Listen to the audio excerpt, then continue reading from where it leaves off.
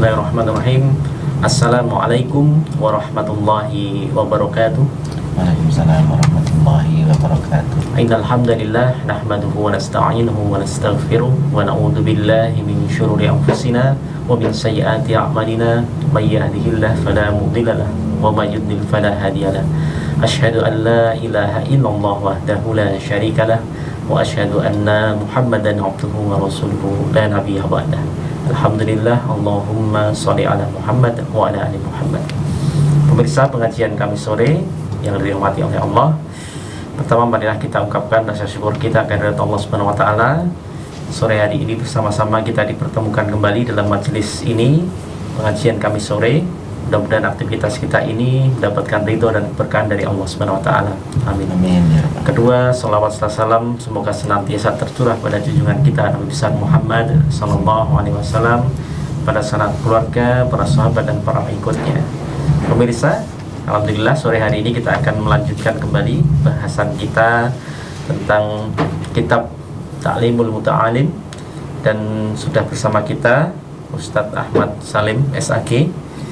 Maka marilah kita mulai kajian pada sore hari ini dengan baca basmalah. Bismillahirrahmanirrahim. Selanjutnya kepada Ustaz, kami persilakan. Terima kasih. Bismillahirrahmanirrahim. Assalamualaikum warahmatullahi wabarakatuh. Pemirsa yang dirahmati Allah, pertama, innal hamdalillah wa bihi nasta'inu ala umuri dunya waddin. Asyhadu an la ilaha illallah wahdahu la syarika lahu wa asyhadu anna Muhammadan abduhu wa rasuluh la nabiyya wa la rasula ba'dah. Allahumma salli wa sallim wa barik ala nabiyyina Muhammadin wa ala alihi wa ashabihi ajma'in, amma ba'du. Pemirsa yang dirahmati Allah, pengajian kami sore yang berbahagia, pertama marilah kita panjatkan puji dan syukur kita kepada Allah Subhanahu wa taala.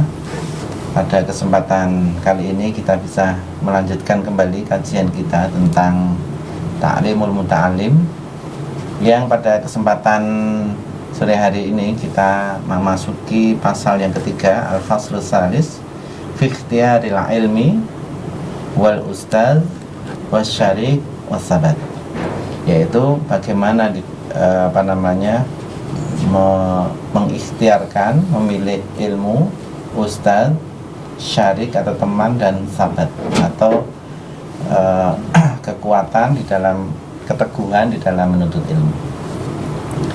Pemirsa, pengajian kami sore yang dirahmati Allah, pada pasal ini beliau Syekh Az-Zarnuji mengatakan bahwa keberanian adalah kesabaran menghadapi kesulitan dan penderitaan. Jadi di dalam menuntut ilmu itu godaannya sangat besar, ya, godaannya sangat besar dan ujiannya sangat berat.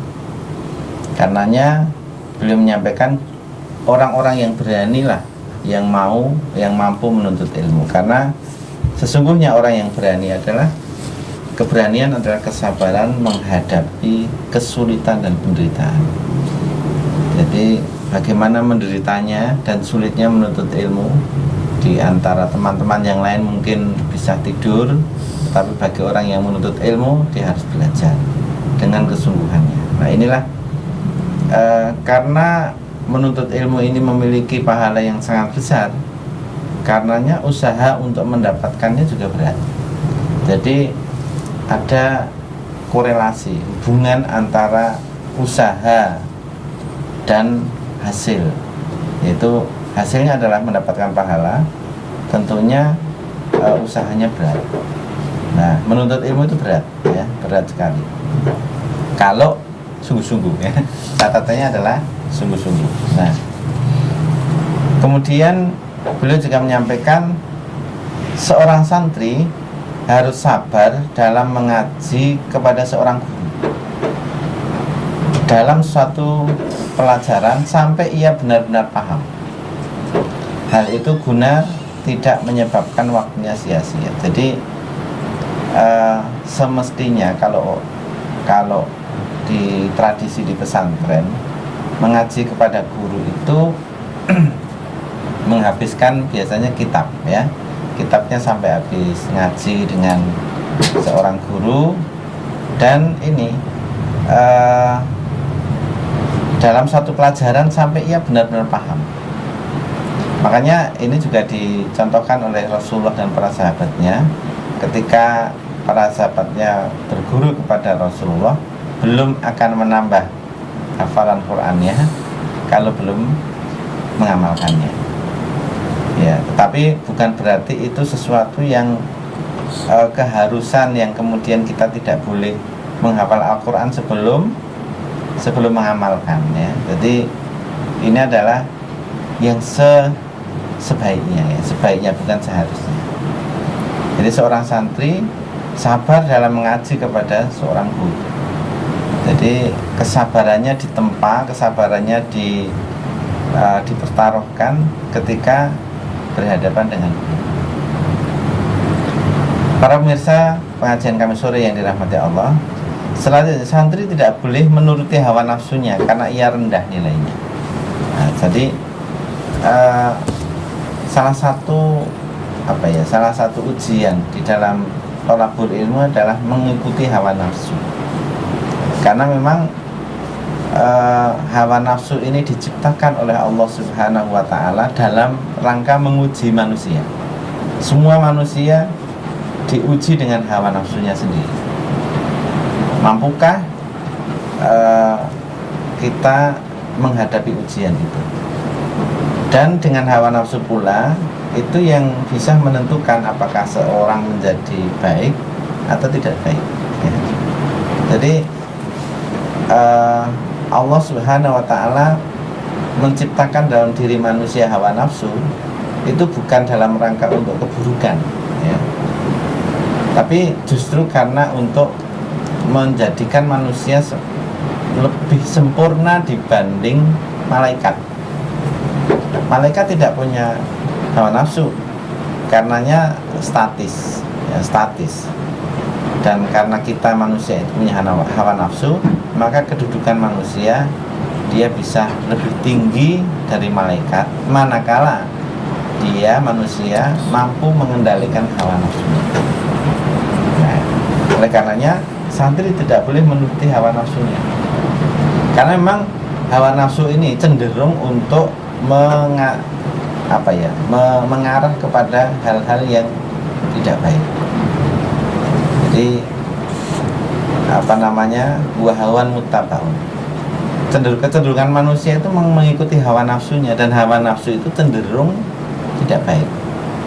Karenanya seorang thalib, seorang pelajar, seorang penuntut ilmu, dia harus mampu mengendalikan dirinya dari hawa nafsu yang merasukinya, dari hawa nafsu yang bersama dirinya. Dan ini juga bukan perkara yang mudah. Hawa nafsu ketika kita belajar adalah ngantuk, malas, kemudian tidak segera, mungkin segera ingin menyelesaikan, padahal masih banyak pekerjaan atau bab-bab yang harus dibaca. Ini sekalian yang dirahmati Allah, bahwa santri tidak boleh menuruti hawa nafsu karena ia adalah rendah nilainya. Jadi hawa nafsu itu rendah nilainya. Barang siapa yang kalah dengan hawa nafsu, berarti ia telah kalah dan dari kehinaan. Jadi karena hawa nafsu itu sesuatu yang cenderung hina, kalau dia kalah dengan hawa nafsunya, berarti dia telah jatuh kepada kehinaan. Jadi orang-orang yang menuruti hawa nafsu berarti dia telah jatuh kepada kehinaan. Nauzubillahi min dzalik. Para pemirsa pengajian kami sore yang dirahmati Allah, selanjutnya Syekh Zarnuji menyatakan santri harus tabah dengan ujian dan cobaan, karena gudang ilmu itu diliputi dengan cobaan dan ujian. Jadi seseorang akan mendapatkan gudangnya ilmu, padahal gudang ilmu itu untuk memasukinya itu diliputi dengan ujian, ya, diliputi dengan cobaan. Kalau seseorang sudah gagal di dalam sebelum sampai kepada gudang, ya, sebelum sampai pada gudang dia sudah pasrah dulu, sudah kalah sebelum bertanding, maka dia tidak akan pernah mendapatkan gudangnya. Jadi betapa diibaratkan bahwa gudang ilmu itu diliputi dengan cobaan dan ujian, sehingga orang-orang yang bisa menembus ujian, bisa menghadapi ujian, bisa menghadapi cobaan untuk sampai kepada gudang ilmu, ya, sampai kepada gudang ilmu, dialah yang berhasil mendapatkan ilmu. Inilah para pemirsa yang dirahmati Allah, betapa tidak sedikit ya orang-orang yang sebelum istilahnya gugur sebelum bertanding atau kalah sebelum bertanding, belum bisa masuki gudang sudah balik kanan, artinya tidak bisa mendapatkan ilmu yang sesungguhnya. Oleh karenanya qila innahu li Ali bin Abi Thalib karamallahu wajhah. Jadi sebagaimana yang disampaikan oleh Ali bin Abi Thalib karamallahu wajhah, beliau menyampaikan begini dalam syairnya, ala la tanalul ilma illa bisittatin sa'umbika an majmu'iha bibayani zaka'in wa khirsin wa istibarin wa bulghatin wa irsyadu ustadin wa tulu zamani. Ya. Ini Imam Ali karamallahu wajhah, beliau yang disebut sebagai Madinatul Ilm, ya, jadi kata Nabi, ana Madinatul Ilm wa Ali yubabuha. Saya itu, kata Nabi, saya itu adalah kotanya ilmu, wa Ali yubabuha, dan Ali karamallahu wajhah itu pintunya. Kenapa? Karena sahabat Ali ini memiliki ilmu yang sangat mendalam. Nah, beliau menyampaikan begini, ala ketahuilah wahai manusia, la tanalul ilma illa bisittatin. Kalian tidak akan mampu, tidak akan bisa mendapatkan ilmu, ya, illa bisittatin, kecuali dengan 6 syarat. Ada 6 syarat untuk seseorang bisa mendapatkan ilmu.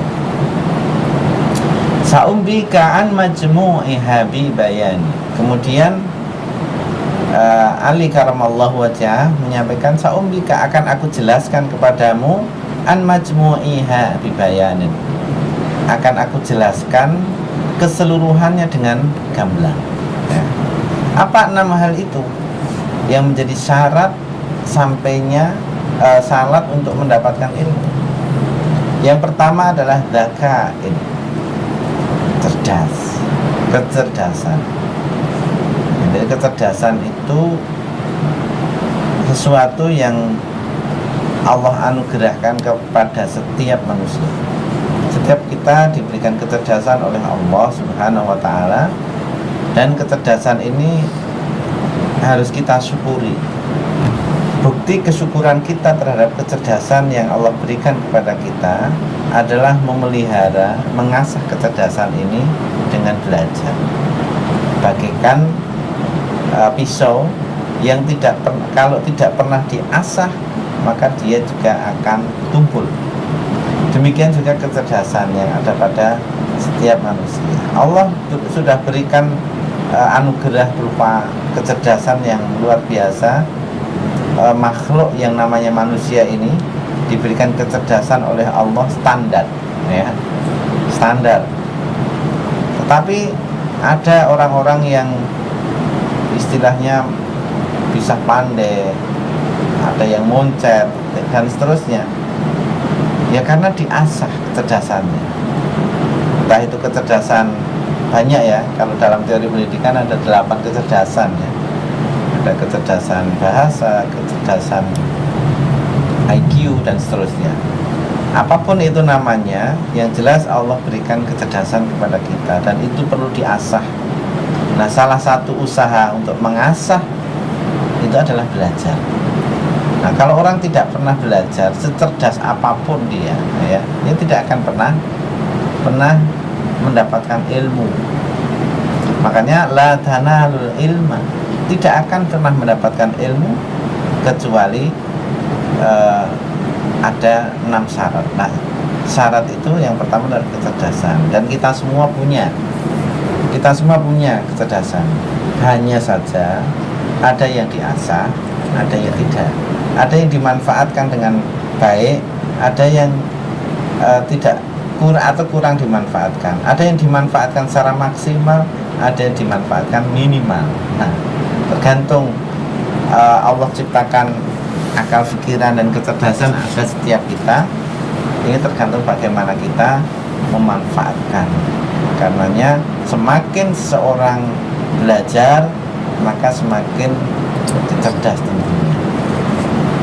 Dan kenapa para penghafal Al-Quran itu rata-rata cerdas? Karena setiap hari dia asah otaknya dengan Al-Quran, dia hafalkan setiap hari. Hatta meskipun mereka sudah hafal, terus harus dimurojaah setiap hari, sehingga itu bagikan orang mengasah otaknya sehingga cerdas. Dalam banyak penelitian ada hubungan ya, korelatif antara orang-orang yang memiliki kemampuan hafalan Al-Quran dan kecerdasan. Ya, inilah karena apa? Itu ya bentuk kesyukurannya, memanfaatkan kecerdasan yang dimilikinya dengan sebaik-baiknya. Kemudian yang kedua, wa khirsin. Khirsin itu punya loba, bahasa Indonesianya loba, atau rakus, tapi rakus yang baik, rakus terhadap ilmu. Jadi merasa kurang. Nah, jadi merasa kurang terus dengan ilmunya. Makanya orang yang sudah cinta ilmu, ya, cinta ilmu itu, belajar itu bukan merupakan beban, ya, tetapi justru bentuk kesyukuran. Tapi kita kan sebaliknya ya, pada umumnya belajar itu menjadi beban, ya. Jadi ini berarti memang kita tidak memiliki sifat yang namanya khirsin, ya. Sehingga ilmu ini ya pas-pasan, pas-pasan.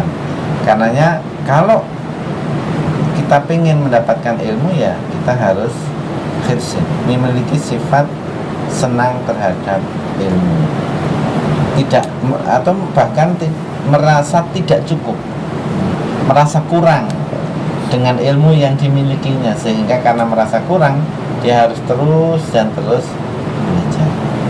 Karena sesungguhnya orang yang pinter itu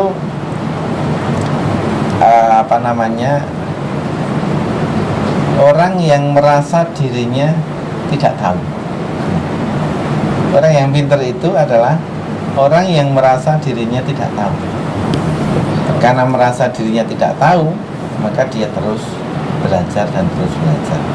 Dan sebaliknya, orang yang bodoh itu adalah orang yang puas dengan ilmu yang dimilikinya, sehingga dia tidak lagi menerima masukan dari orang lain. Nah, inilah para pemirsa yang dirahmati Allah, pengajian kami sore, bahwa orang yang pandai atau orang berilmu adalah orang yang merasa dirinya tidak tahu, sehingga dia harus terus belajar dan terus belajar. Kemudian yang ketiga, wastibar. Istibar itu ya berusaha sabar, ya. Berusaha sabar. Jadi tidak mungkin orang mendapatkan ilmu kalau dia ketika menghadapi ujian terus mundur, teratur, atau tidak sabar menghadapi kesulitannya. Kalau tidak sabar menghadapi kesulitannya, ya sudah, dia akan tidak mendapatkan apa-apa. Karenanya ciri penuntut ilmu itu adalah dia sabar dengan ilmu yang dipelajarinya. Bentuk sabar bukan berarti terus males-malesan, justru kesabaran itulah dia kesabaran di dalam mempelajari sesuatu yang sulit terhadap ilmu yang dipelajarinya. Nah, ini. Jadi kadang-kadang ketika kita belajar kan menemukan kesulitan-kesulitan ya. Kesulitan-kesulitan itu membutuhkan kesabaran yang ekstra, kesabaran yang tinggi. Karenanya para ilmuwan itu dia tidak bosan-bosannya melakukan uji coba. Sekali gagal, 2 kali gagal, 3 kali gagal, terus diuji. Nah, menguji terus inilah bentuk kesabaran untuk mendapatkan ilmu. Kalau sekali gagal, 2 kali gagal, terus atau 3 kali gagal sudah menyerah, berarti dia tidak sabar ya. Tidak sabar menghadapi sulitnya menuntut ilmu. Makanya syarat yang ketiga adalah berusaha sabar, wastibar. Kemudian syarat yang keempat wa bulghatin. Bulghah itu bekal ya. Bekal yang cukup untuk mendapatkan ilmu ya, sangu kalau bahasa Jawanya ya, bekal. Siapapun di dalam menuntut ilmu ya harus memiliki bekal ya, bekal yang cukup. Agar apa? Agar bisa tenang ya, tenang, biar tidak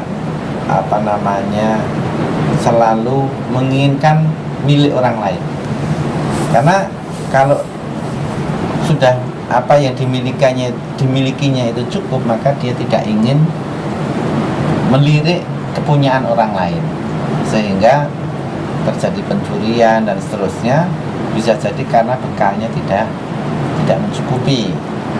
Oleh karenanya bagi para pemirsa, para orang tua harus bisa mengira-ira bekal yang pas bagi putra-putrinya yang sedang belajar ya, belajar di luar kota misalnya.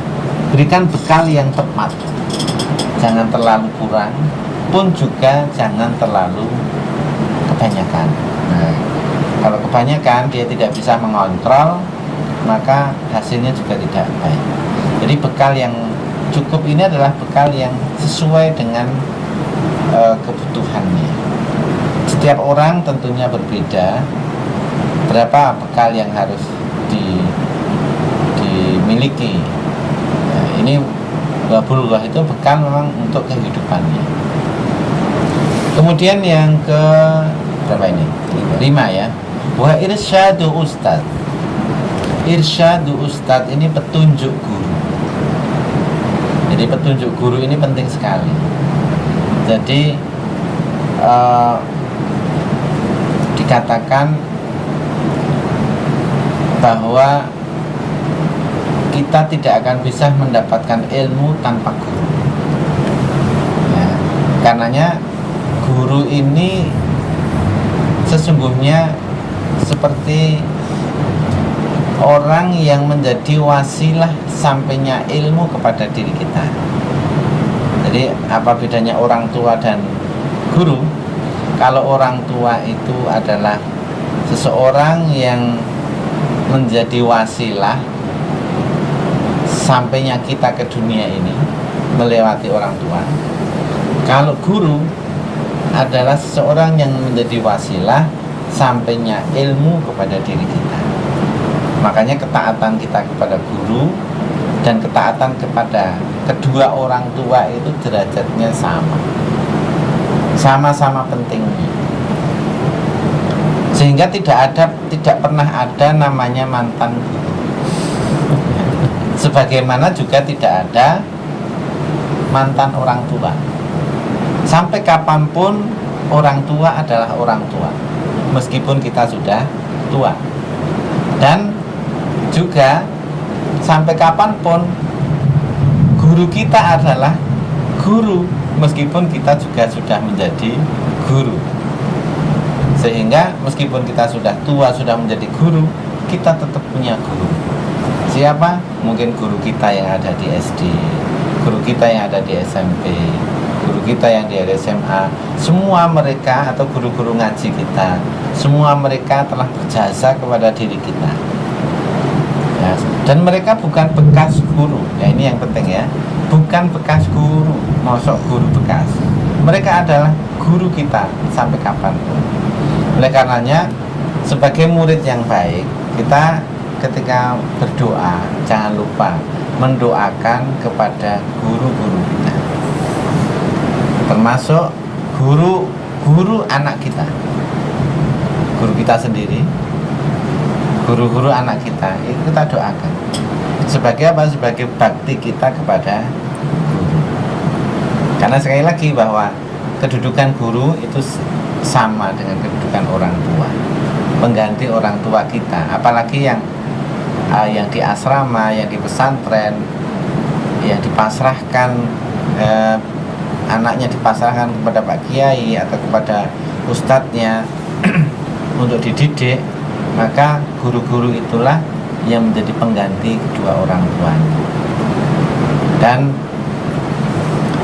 irsyadu ustadz, petunjuk guru ini sangat penting. Apalagi kalau kita misalnya mengaji Al-Quran, belajar Al-Quran, kita tidak akan bisa benar melafadzkan Al-Quran tanpa irsyadu ustadz, tanpa petunjuk dari guru. Bagaimana melafadzkan huruf-huruf yang benar ya, jadi ini dengan petunjuk guru. Para pemirsa pengajian kami sore yang dirahmati Allah, selanjutnya adalah watuluz zaman. Tuluz zaman itu adalah sepanjang waktu. Jadi belajar itu adalah sepanjang waktu. Tidak boleh bosan.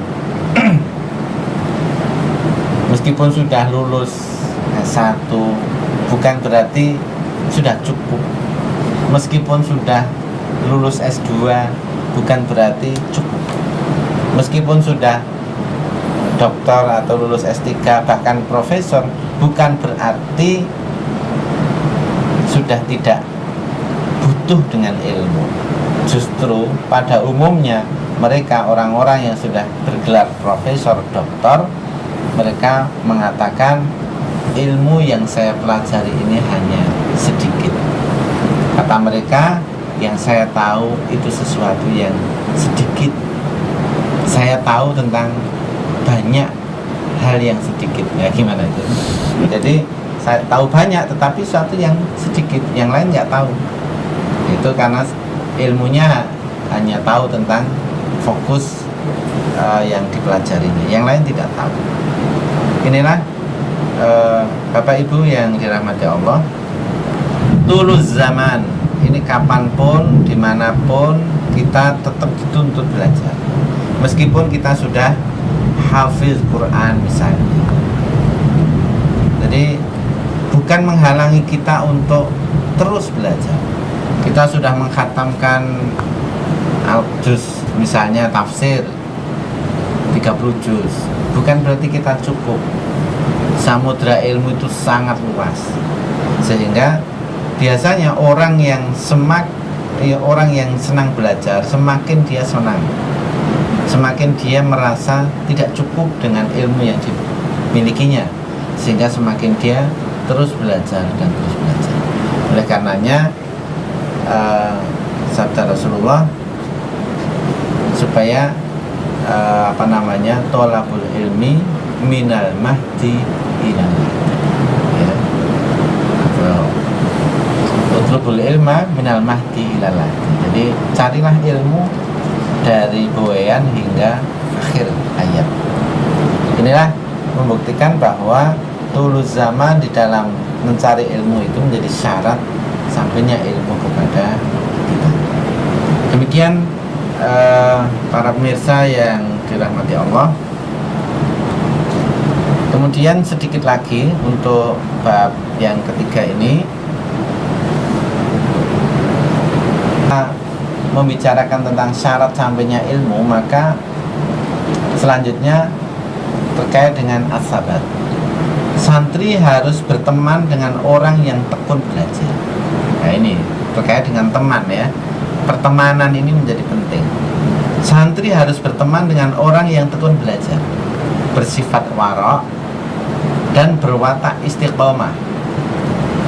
Juga orang-orang yang suka memahami ayat-ayat Al-Quran dan hadis-hadis Nabi. Jadi pengaruh teman, ya lingkungan ini juga menjadi faktor yang penting untuk suksesnya seseorang mendapatkan ilmu. Mungkin di pesantren banyak orang, banyak anak. Ada anak yang tekun, ada anak yang kurang tekun, ada anak yang malas dan seterusnya. Masing-masing tentunya punya kelebihan. Tetapi sebaiknya kita juga bisa mengarahkan kepada anak-anak kita, kepada santri-santri kita agar berteman kepada orang yang tekun belajar. Karena apa? Karena pertemanan inilah yang justru akan membawa kepada karakter anak kita. Jadi karakter anak-anak. Karena tadinya baik, karena temannya tidak baik jadi tidak baik.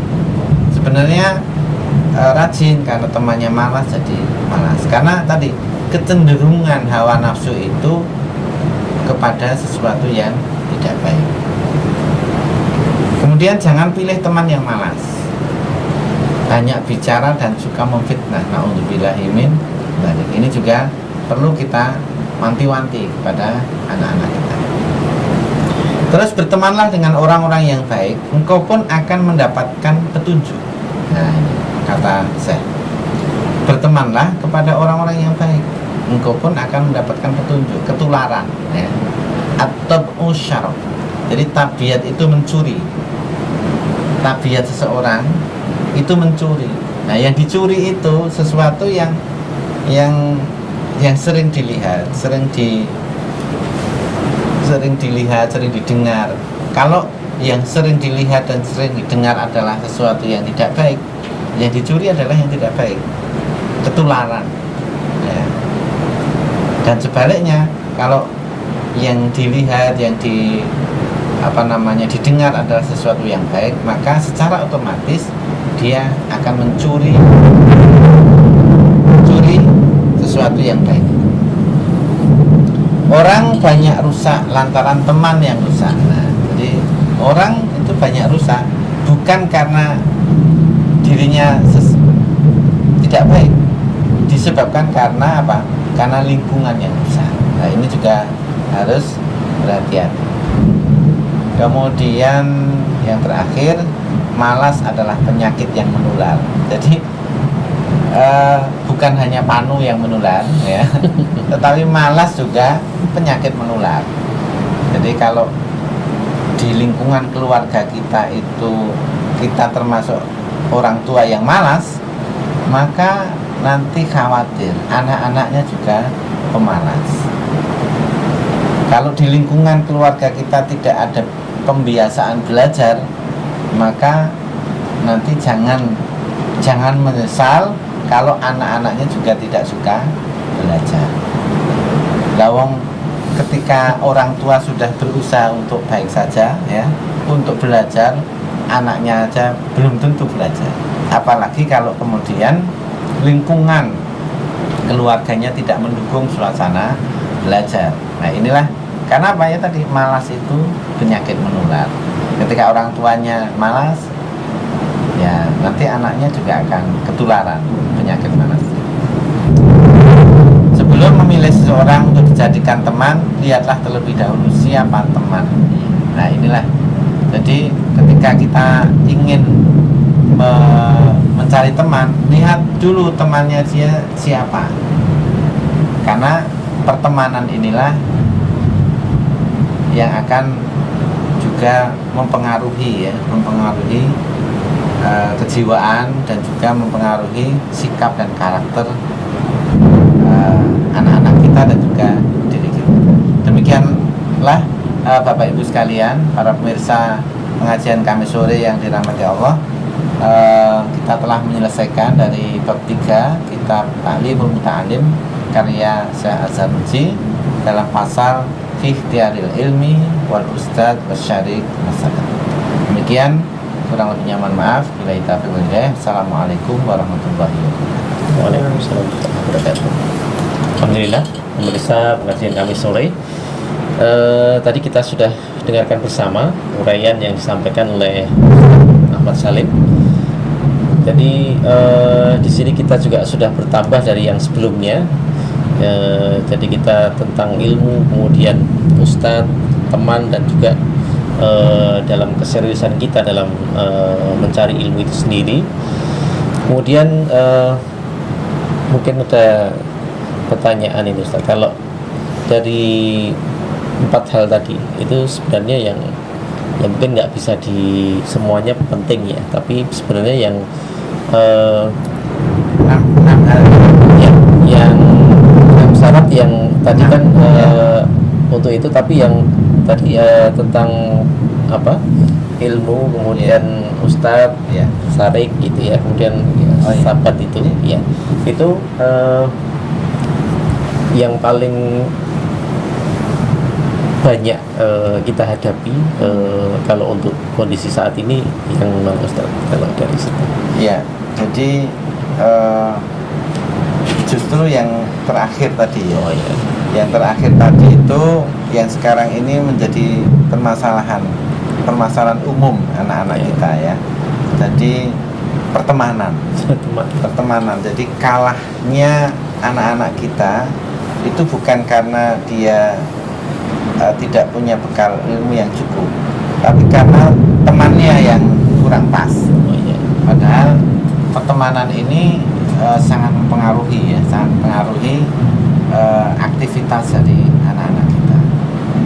Sehingga kita melihat ada orang anaknya seorang ustadz misalnya yang di keluarganya sudah terkondisi baik gitu, tapi karena pertemanan anaknya di luar itu kurang baik, nah ini dia terbawa arus oleh pertemanan. Karenanya sekarang ini kecenderungan orang tua itu justru memasukkan putra putrinya itu di pesantren ya, di pesantren. Harapannya agar lingkungan yang ada di lingkungan belajarnya, lingkungan kesehariannya itu terkondisi oleh teman-teman yang baik juga. Karena kalau di luaran, orang tua sudah tidak bisa mengontrol bagaimana anak-anak di luar. Karena usia-usia remaja ini kan usia-usia yang sangat belum punya identitas, mencari identitas, sehingga idolanya siapa itu yang menjadi faktor penentu ya, faktor penentu. Ketika idolanya itu temannya adalah tidak baik ya sudah, dia akan cenderung untuk kesana. Baik pemirsa, memang yang sering kita hadapi seperti itu. Misalnya ini Ustaz, kita sudah artinya mengawasi penggunaan HP untuk anak yang memang baru berusia muda gitu ya, belum cukup usia, nanti belum ada tanggung jawab untuk memegang HP, dan itu sekedar untuk seandainya prestasi ya, kayak nanti setelah ngaji, setelah tilawah atau setelah hafalan baru dipinjamkan karena memang mungkin pengen bermain dan seperti teman-temannya. Tapi ketika kita belum memberikan HP untuk dia, nah temannya semuanya bawa. Nah itu jadi kadang kontrolnya tergantung juga di lingkungan tentunya. Baik Ustadz, karena waktu juga, jadi untuk sebagai penutup di bab kita kali ini ada yang ditambahkan untuk mengakhiri. Jadi sekali lagi bahwa selain bagi seorang murid, maka yang pertama adalah pilihlah guru yang tepat. Ini juga penting ya, memilih guru yang tepat, karena guru yang tepat guru yang memiliki sifat-sifat keguruan, sifat-sifat tawadhu, sifat-sifat suka ilmu, sifat ya mendidik dan seterusnya. Selain itu, bagi seorang murid, dia harus mampu mengendalikan dirinya, mengendalikan emosi dirinya, mengendalikan hawa nafsunya, dan yang terakhir harus mencari komunitas terbaik ya, komunitas terbaik agar apa?